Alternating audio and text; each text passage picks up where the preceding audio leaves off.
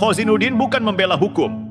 Ia sedang membakar ruang publik dengan retorika picik. Maka dia patut untuk disebut provokator dan penebar teror. Mari kita lihat dulu cuplikan video ini, betapa licin dan piciknya pengacara TPUA ini. Kami cuma pion politik. Saya tersinggung tadi dalam acara diskusi di di Kompas TV. Ada seorang pengamat yang mengatakan isu ijazah palsu ini hanya apa? Hanya dianggap sebagai gosip politik. Saya katakan kalau Anda siapapun yang tidak tahu perjuangan rakyat, lebih baik diam. Lebih baik tidak usah bercakap.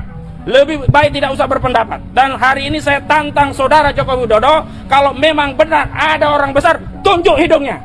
Siapa namanya? Apakah orang besar itu Aguan? Sebut Aguan.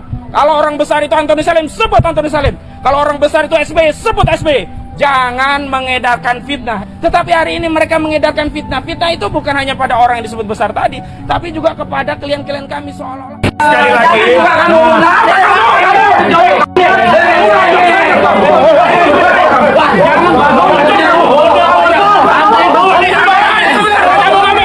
saya catat kalian semua.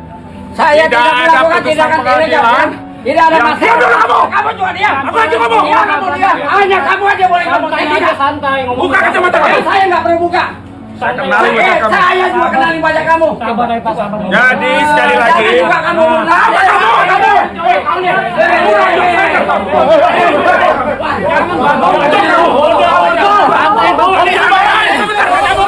tapi juga mengaburkan batas antara pembelaan hukum dan hasutan.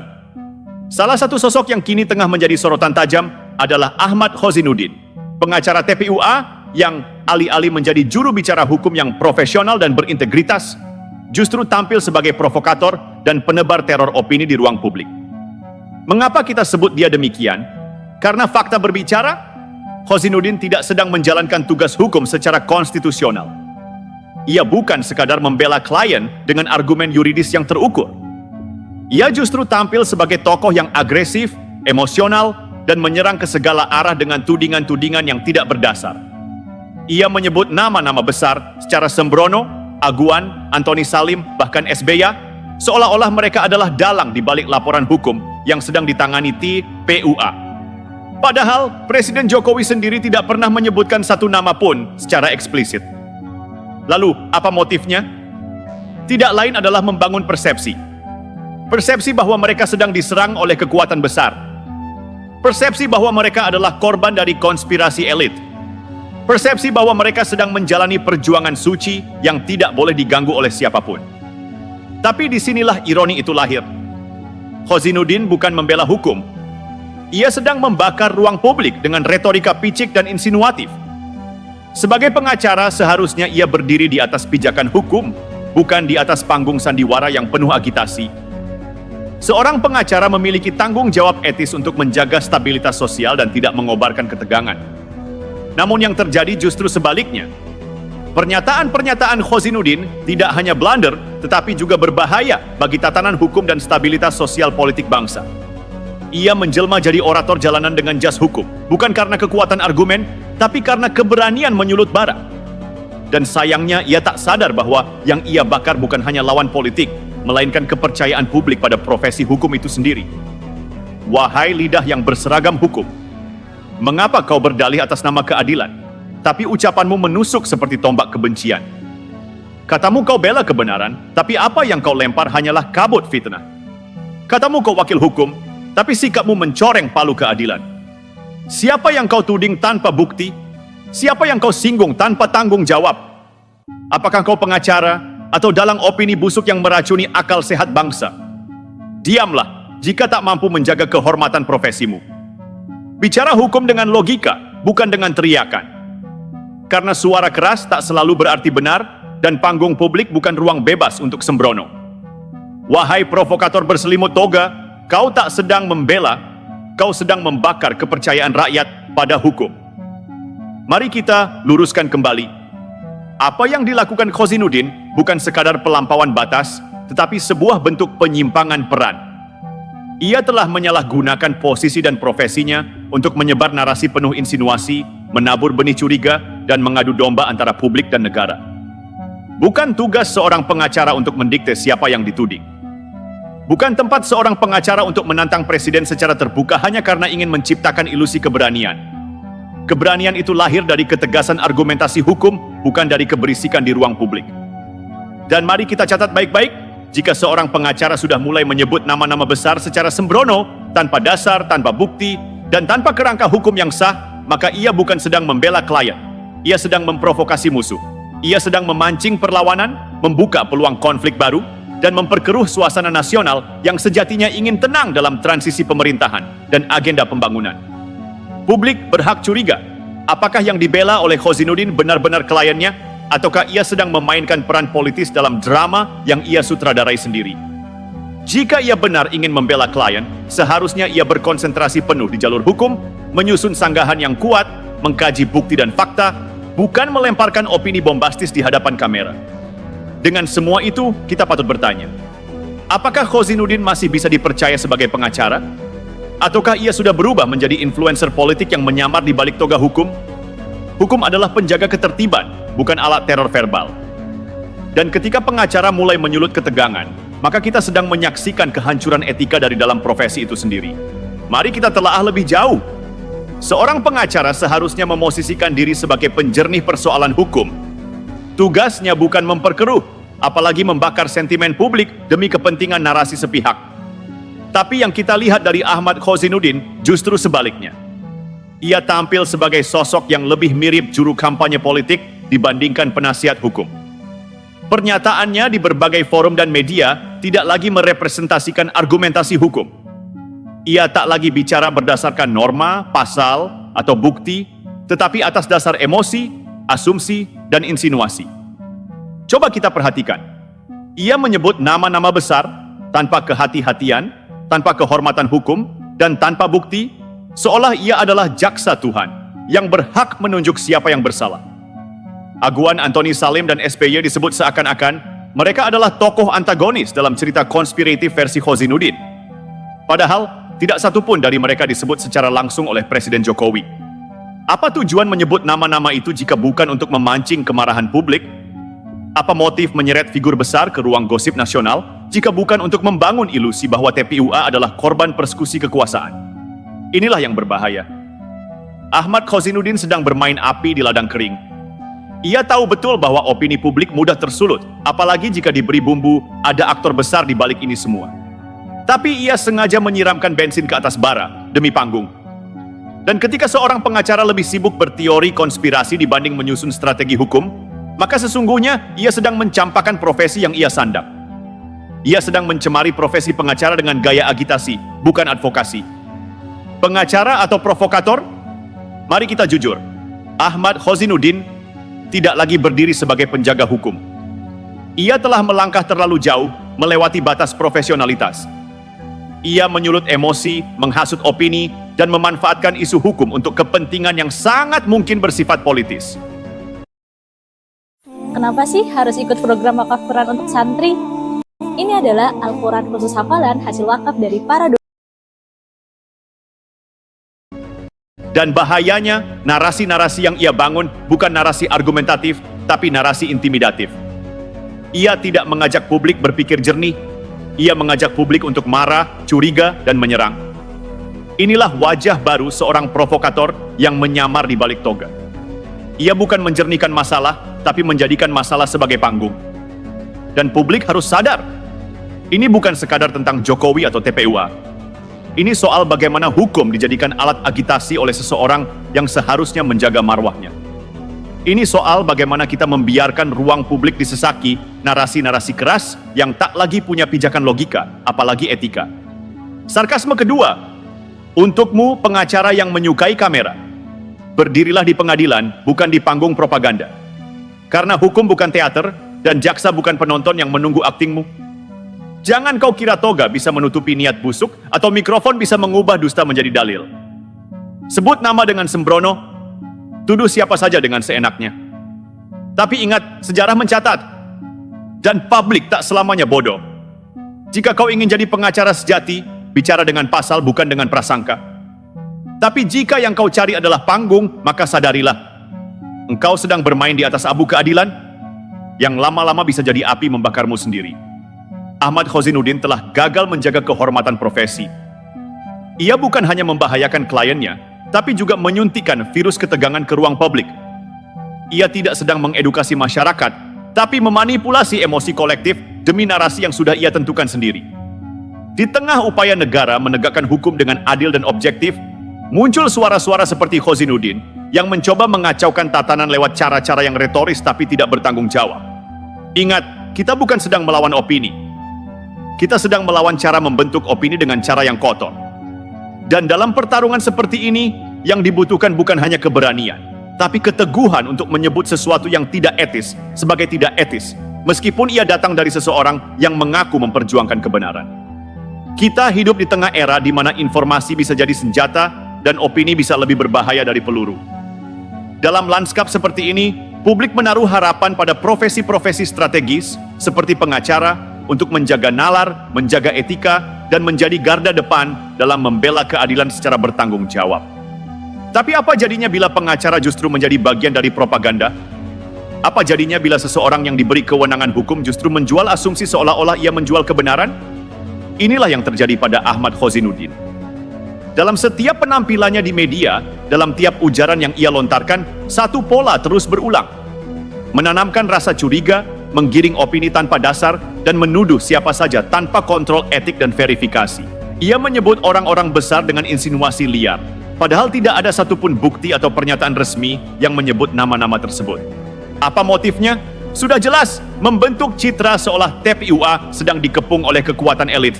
Padahal, justru dengan menyebar narasi penuh konflik, itulah Ahmad Khozinuddin sedang menciptakan musuh-musuh imajiner untuk menggiring simpati. Publik harus berani mengatakan, ini bukan strategi hukum, ini strategi kekacauan. Dan yang lebih berbahaya, retorika-retorika semacam ini perlahan merusak kualitas demokrasi. Bukan hanya memperlemah hukum, tapi juga memecah belah masyarakat. Ia bukan sekadar menyasar lawan, tapi menyasar persepsi publik dengan cara-cara manipulatif dan penuh hiperbola. Ahmad Khozinuddin tampaknya tidak lagi mampu membedakan antara membela dan menghasut. Ia melampaui batas profesionalisme. Bahkan lebih jauh, ia seperti ingin menguji seberapa besar publik bisa ia tarik masuk ke dalam narasi yang ia bangun sendiri. Ia tak sadar, semakin keras ia berteriak, semakin nyata blundernya. Ketika ia menyebut orang besar, tapi tak menunjukkan data, ia sedang memproduksi ketegangan.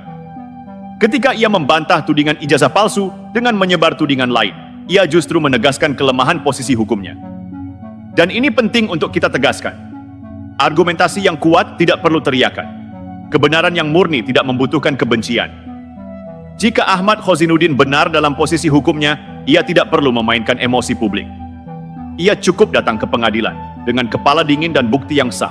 Katamu, kau bicara demi rakyat, tapi siapa rakyat yang kau wakili? Jika hanya kau yang bicara dan semua lainnya dibungkam, katamu kau bela hukum. Tapi pasal mana yang membolehkanmu menyebut nama tanpa bukti? Katamu, kau berjuang demi konstitusi. Tapi lidahmu menusuk banyak nama, bahkan sebelum konstitusi bicara. Jika memang lidahmu lebih cepat dari logikamu, maka diam adalah kebajikan. Jika toga yang kau pakai hanyalah simbol, maka biarlah sejarah mencatat. Ada satu pengacara yang lupa bahwa panggung bukan tempat menyidang logika. Ahmad Khozinuddin adalah cermin rusak dari profesi pengacara yang seharusnya luhur dan berwibawa. Ia telah menjadi aktor opini, bukan penjaga norma. Ia telah menjadi penyulut kecurigaan, bukan penenang konflik. Dan jika kita terus membiarkan suara-suara seperti ini mendominasi ruang publik, maka lambat laun hukum bukan lagi soal pasal, tetapi soal siapa yang paling keras menyuarakan seorang provokator berjubah pengacara. Jika hukum kita ingin tetap berdiri tegak, maka sosok-sosok seperti Ahmad Khozinuddin harus dilawan bukan dengan kebencian, tapi dengan kewarasan. Bukan dengan caci maki, tapi dengan analisis. Bukan dengan dendam, tapi dengan disiplin berpikir. Tapi mari kita bicara lebih dalam. Mengapa pernyataan Ahmad Khozinuddin terasa seperti guncangan yang disengaja terhadap pilar-pilar hukum dan demokrasi kita? Karena dalam setiap kalimatnya, yang terselip bukan hanya analisis hukum, tetapi agenda. Bukan pencerahan, tapi provokasi.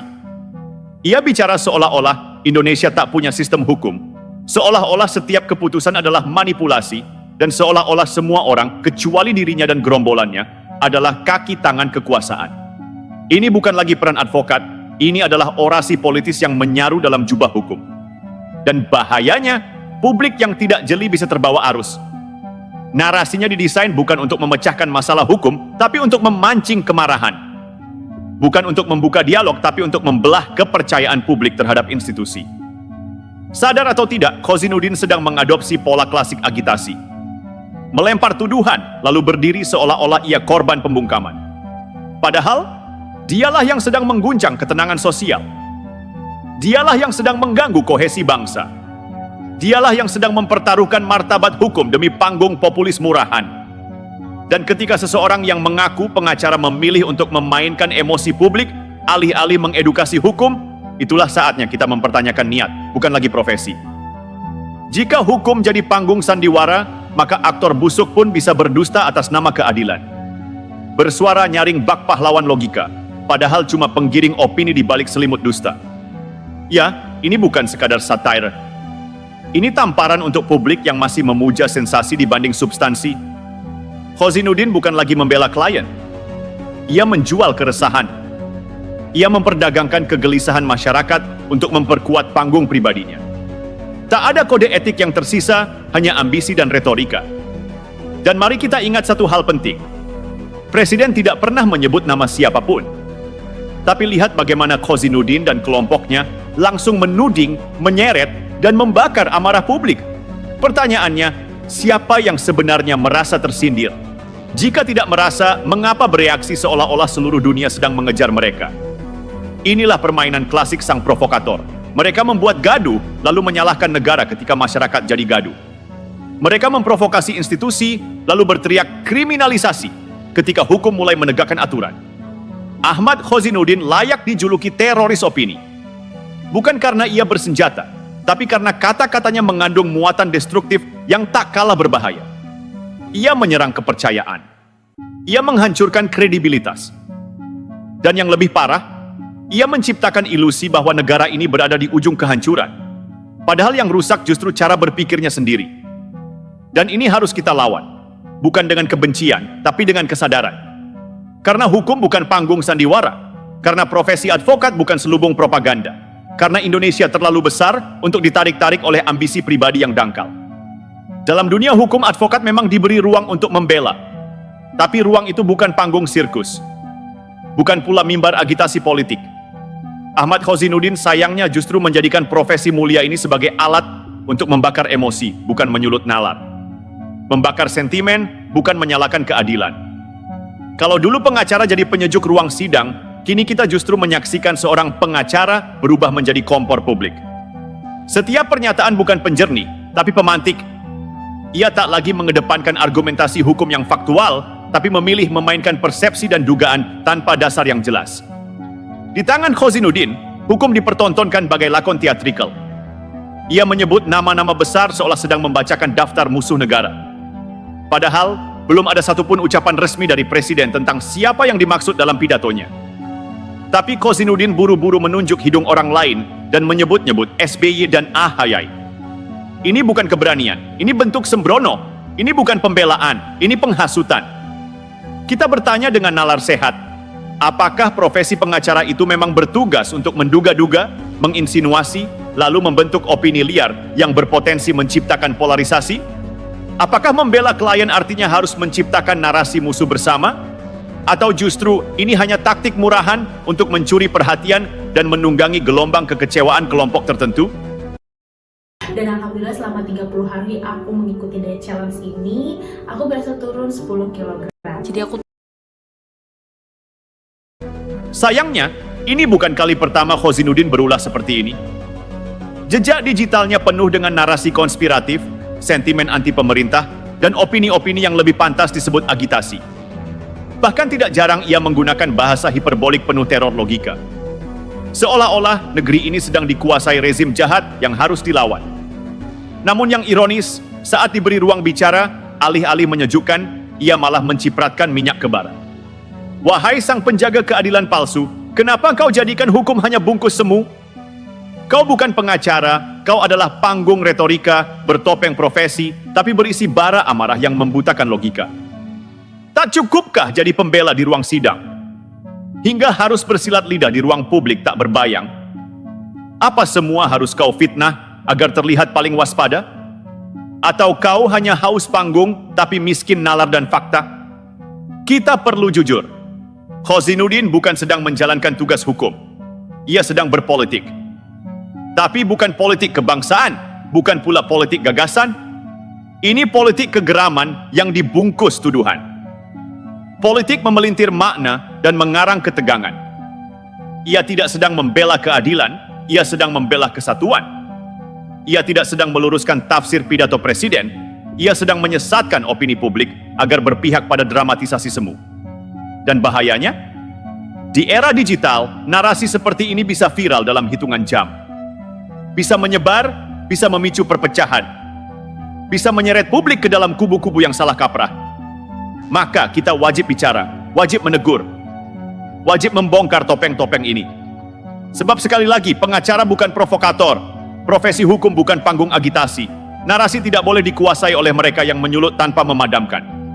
Dan kepada publik, kita ajukan pertanyaan terakhir yang harus direnungkan. Beranikah kita terus membiarkan ruang publik diracuni oleh opini penuh kebencian seperti yang ditebar Khozinuddin? Atau inilah saatnya untuk menyuarakan cukup? Cukup memanaskan rakyat demi kepentingan kelompok.